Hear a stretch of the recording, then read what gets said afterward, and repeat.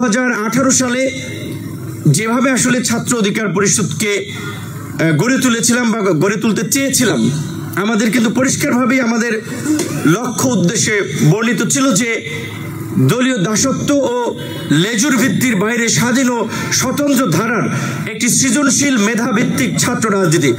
আমরা দেখেছি যে এই 90-এ এরশাদ বিরোধী আন্দোলনে রাকসু, চাকসু, জাকসুর নেতৃবৃন্দ একটা অগ্রণী ভূমিকা রেখে এই জাতিকে স্বৈর শাসন থেকে মুক্তি দিয়েছিল, গণতন্ত্রের পথ বিকশিত করেছিল।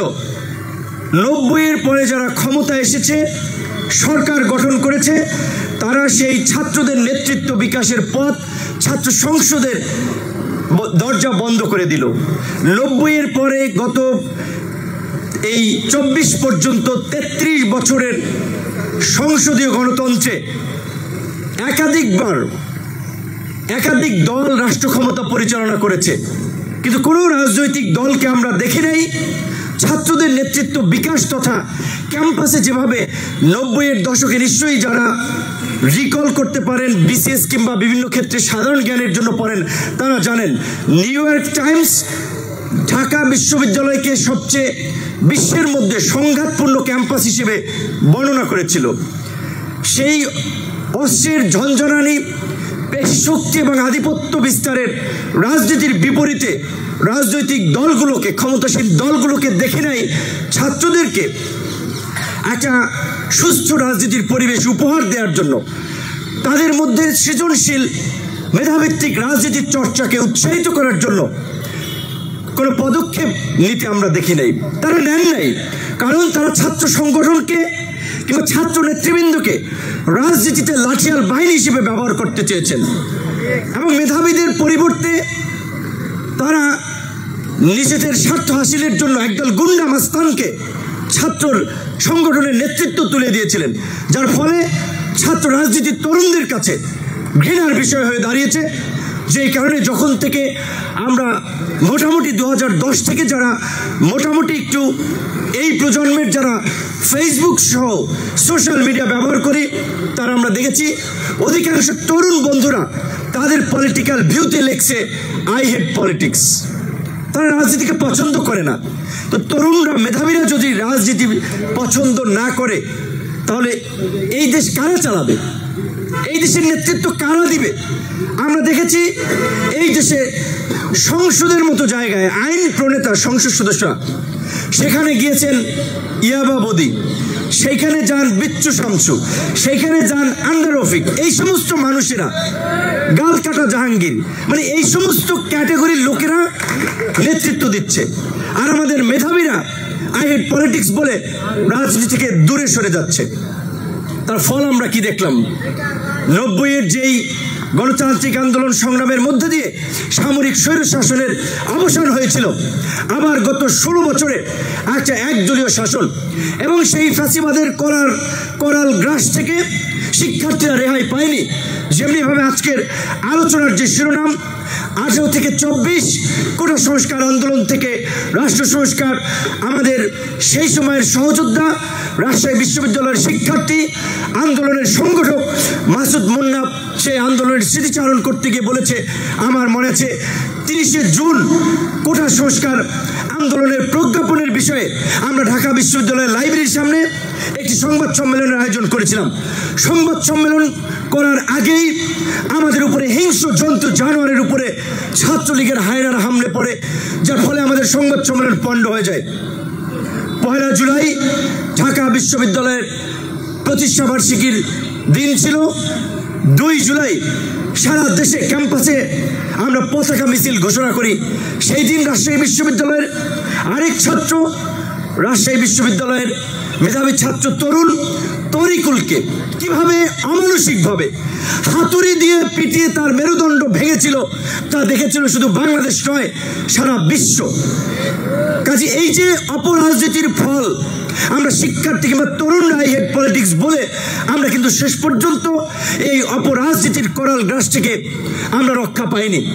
এমনকি এই 2024-এ সেই 18 সালের ছাত্রদের রক্তের মধ্যে দিয়ে অর্জিত পরিপত্র যখন আদালতের মাধ্যমে বাতিল করার একটা অপচেষ্টা করা হয়েছিল, শিক্ষার্থীরা আবার প্রতিবাদ এবং প্রতিক্রিয়া দেখেছিল এবং তার ফলে আমরা দেখেছি বেগম রোকেয়া বিশ্ববিদ্যালয়ের শিক্ষার্থী আবু সাইদের বীরত্বপূর্ণ আত্মদান থেকে শুরু করে সারা দেশের শিক্ষার্থীরা বিভিন্ন কলেজে কিভাবে নির্যাতন নিপীড়ন শিকার হয়েছিল। মেহেদীকে যেটা বলেছিল, মেহেদী ফোন দিয়েছিল, আমি বলেছিল ভাই বিশ্ববিদ্যালয়ে মামলা হয়েছে, প্রোগ্রাম করতে গেলে আমাদের কয়েকজনকে টার্গেট করছে, গ্রেপ্তার করতে পারে। আমি বলছিলাম আন্দোলন চালাতে হবে এনি হাউ গ্রেপ্তার এড়িয়ে। এবং একইভাবে আপনারা জানেন এই আন্দোলনের একেবারে টপ লিডারশিপ পর্যায় পর্যন্ত নেতৃত্বে যারা ছিল, উপদেষ্টা হয়েছে, এখনো যারা প্রমিনেন্ট কিংবা ভেরি নোন ফেস, তাদের অধিকাংশই ছাত্র অধিকার পরিষদ থেকে তাদের রাজনীতির উত্থান হয়েছে। ছাত্র অধিকার পরিষদই তাদের রাজনীতির হাতেখড়ি হয়েছে। সেই ছাত্র নেতৃবৃন্দকে আমরা দেখেছেন জেলা পর্যায়ে, বিশ্ববিদ্যালয়, কলেজে ছাত্র দল একটা বড় সংগঠন, কিন্তু এটা তো তারাও স্বীকার করবে। সকলেই জানেন যে গত এই 16 বছরে ক্যাম্পাসগুলোতে প্রকাশ্যে তারা মিছিল মিটিং করার সুযোগ ছিল না। ছাত্র শিবিরও একটি বড় সংগঠন, তাদেরও প্রকাশ্য কর্মকাণ্ডের সুযোগ ছিল না। আমাদের এই সমস্ত কর্মকাণ্ডে শিবিরের কর্মীরা আসত, সমর্থন দিত। ছাত্র দল, বামপন্থী ছাত্র সংগঠনগুলো সকল যৌক্তিক আন্দোলনে ছাত্র অধিকার পরিষদ নেতৃত্ব দিয়ে মরা ক্যাম্পাসে একটা প্রতিবাদের জোয়ার তৈরি করেছিল। কারণ যেখানে ক্যাম্পাসগুলো যেটা বলা হয়ে থাকে ছাত্রদের একটা প্রতিবাদের স্ফুলিঙ্গ থাকবে, সেই ক্যাম্পাসগুলো একটা ভয়ে আতঙ্কের একটা অন্যরকম পরিবেশ সৃষ্টি হয়েছিল।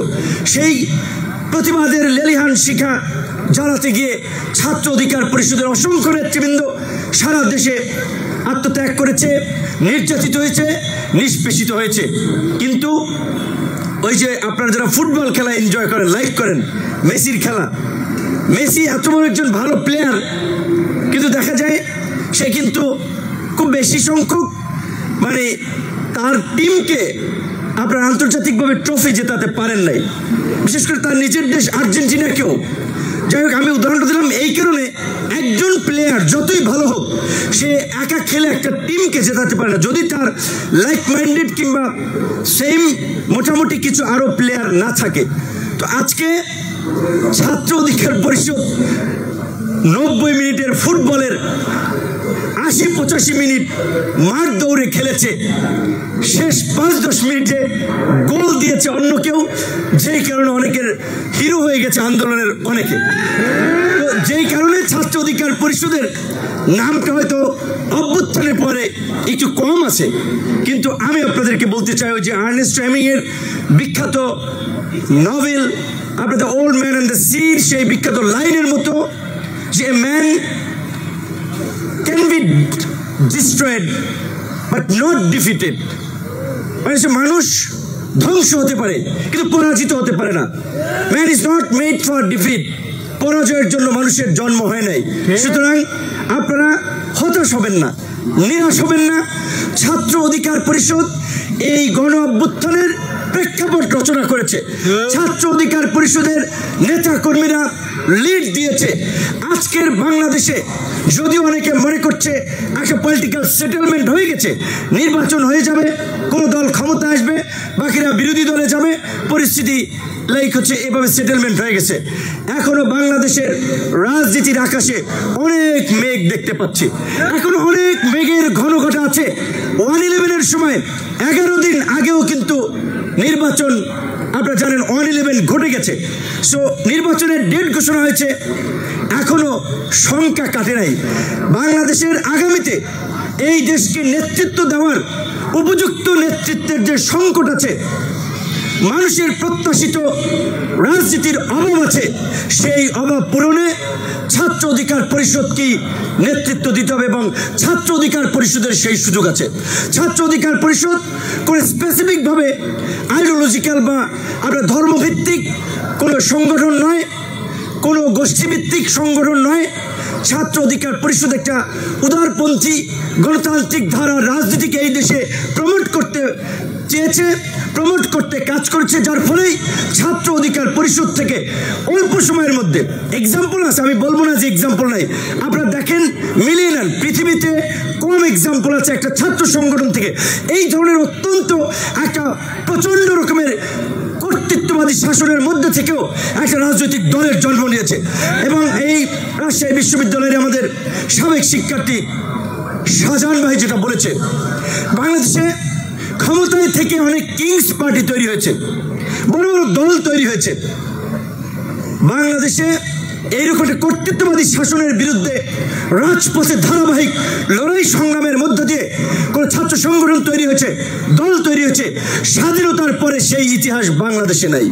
শুধু বাংলাদেশ নয়, বিশ্বেও যদি ইতিহাসের ঘটনাগুলো আপনারা পর্যালোচনা করে মিলাতে যান, কম ঘটনা পাবেন। সো আমরা আশাবাদী ছাত্র অধিকার পরিষদ আগামীতে ক্যাম্পাসগুলোতে শিক্ষার্থীদের প্রত্যাশিত ছাত্র রাজনীতি তথা নেতৃত্ব বিকাশের ক্ষেত্রে একটি ভূমিকা রাখবে। মোনাফ ভাই বলেছেন, তার সাথে আমি একমত।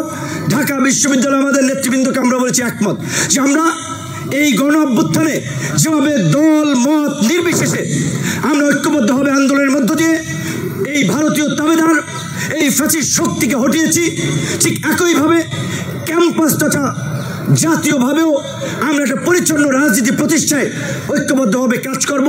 তার সূচনা হতে পারে ছাত্রদের মাধ্যমে এই রাকসু ডাকসু চাকসু নির্বাচনের মধ্যে দিয়ে।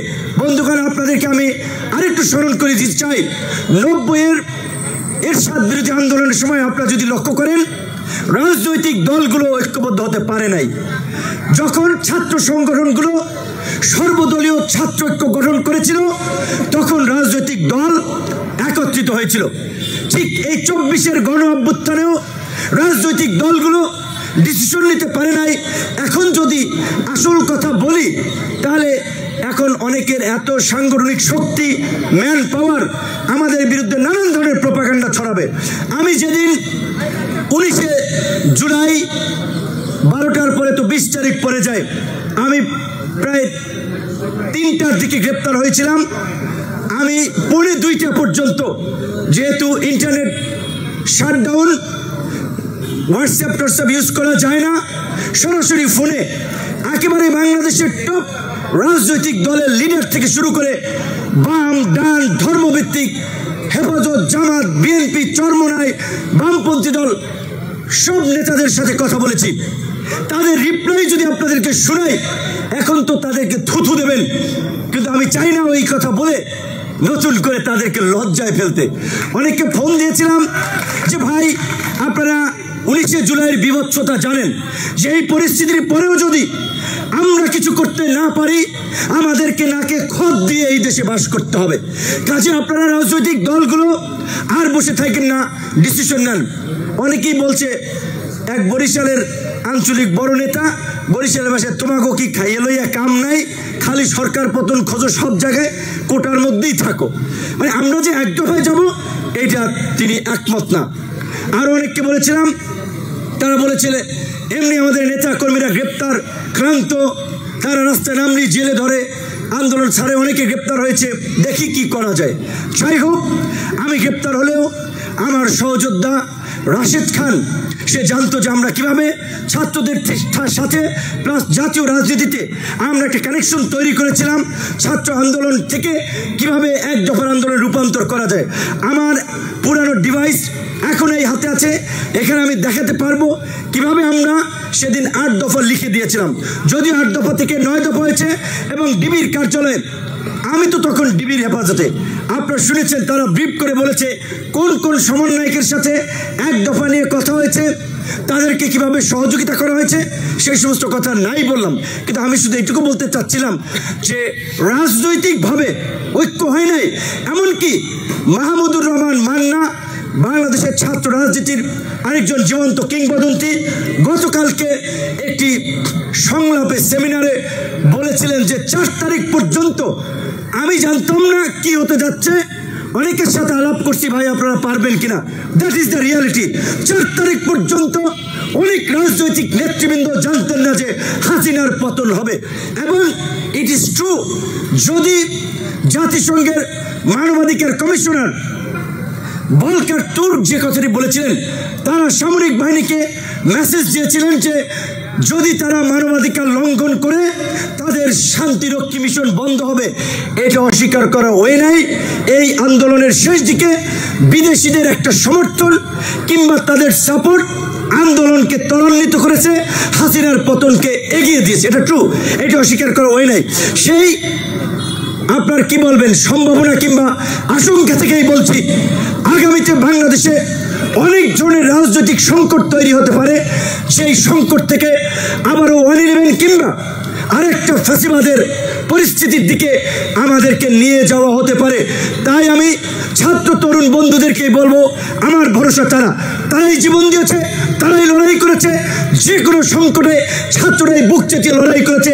আগামীতেও সেই ছাত্রদেরকে সজাগ থাকতে হবে।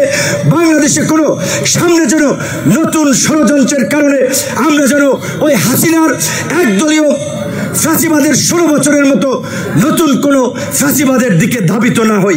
সেজন্য আমরা বারবার বলছি, এই অন্তর্বর্তীকালীন সরকার রাজনৈতিক দলগুলোর সাথে আলাপ আলোচনা করে যেই পর্যন্ত সংস্কার ঐক্যমত হয়েছে, বাংলাদেশের বিভিন্ন প্রতিষ্ঠানকে পুনর্গঠনের জন্য, ভবিষ্যতে যেন ফ্যাসিবাদ ফিরে না আসে সেই ব্যবস্থা নিশ্চিত করার জন্য, আমাদের আইনের শাসন নিশ্চিত করার জন্য, আমাদের জনবান্ধব জনপ্রশাসন পুলিশ প্রশাসন নিশ্চিত করার জন্য, সর্বোপরি একটা জবাবদিহিতামূলক স্বচ্ছ গণতান্ত্রিক রাজনৈতিক ব্যবস্থার জন্য আমাদের যেই সংস্কার প্রয়োজন, সেই সংস্কার শেষেই আগামীতে নির্বাচনের মাধ্যমে একটা শান্তিপূর্ণ ক্ষমতার পরিবর্তন করতে হবে।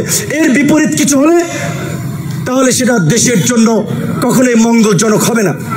আজকে এই 1 বছর হয়ে গেছে, যেই ছাত্ররা, ডক্টর মোহাম্মদ ইউনূস স্যার নিজে বলেছেন ছাত্ররা আমার নিয়োগকর্তা, সেই নিয়োগকর্তাদের জন্য 1 বছরে ছাত্রদের সরকার এবং সরকারে যারা আছেন তাদের অধিকাংশ শিক্ষক, তারা কি করেছে ছাত্রদের জন্য? এই যে কতগুলো ভালো বিশ্ববিদ্যালয় দীর্ঘদিন ধরে আমাদের ছাত্র সংগঠনের নেতৃবৃন্দ বলে আসছিলেন, বিশ্ববিদ্যালয়গুলোতে বাজেট অপ্রতুল, দক্ষিণ এশিয়ার মধ্যে সবচেয়ে কম শিক্ষা এবং গবেষণায় বরাদ্দ পায় বাংলাদেশ। এমনকি আপনার ইউনেস্কোর রিপোর্ট অনুযায়ী 189টি দেশের অর্থনৈতিক সামাজিক কাঠামো বিশ্লেষণে যে সমস্ত দেশের অর্থনীতি ভালো, তারা বাজেট যেভাবে দেয় সেরকম 10টি দেশের তালিকায়ও বাংলাদেশ সবচেয়ে শিক্ষা এবং গবেষণা খাতে কম বরাদ্দ দেয়।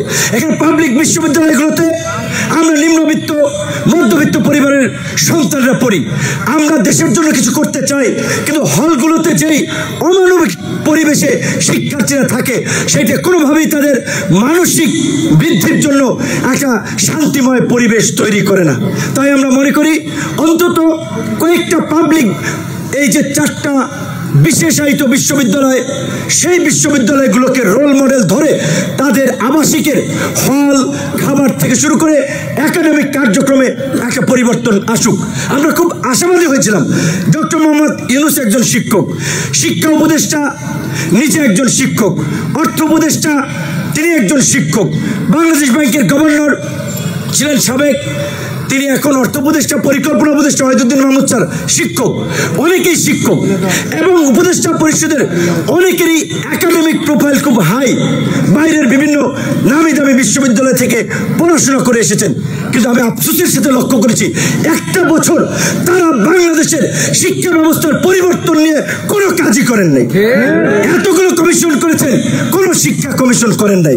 তাই আমরা ছাত্রদেরকে বলবো, আপনাদের অধিকার আদায়ের জন্য আপনাদেরকে ভয়েস রেজ করতে হবে এবং এই ছাত্র সংসদ নির্বাচনের মধ্য দিয়ে আপনাদের একটা প্রাতিষ্ঠানিক ভয়েস জারি থাকুক। সেই জন্য ছাত্র অধিকার পরিষদকে বলবো, লাইক মাইন্ডেড কিংবা যাদেরকে নিয়ে কাজ করা যায় তারা সহ একটা সমন্বিত প্যানেল দিতে পারলে ভালো। পাশাপাশি এই বিদ্যালয়ে ছাত্রদল, শিবির, ছাত্র অধিকার পরিষদ, ছাত্র ইউনিয়ন ফেডারেশন এরকমের যারা সবাই মিলে ছাত্রলীগের ফ্যাসিবাদকে পরাজিত করেছেন, ভবিষ্যতে কোনো ফ্যাসিবাদ মাথাচাড়া দিয়ে উঠতে চাইলে, হলে হলে আধিপত্য কায়েম করতে চাইলে তাদেরকেও একইভাবে আপনারা রুখে দেবেন।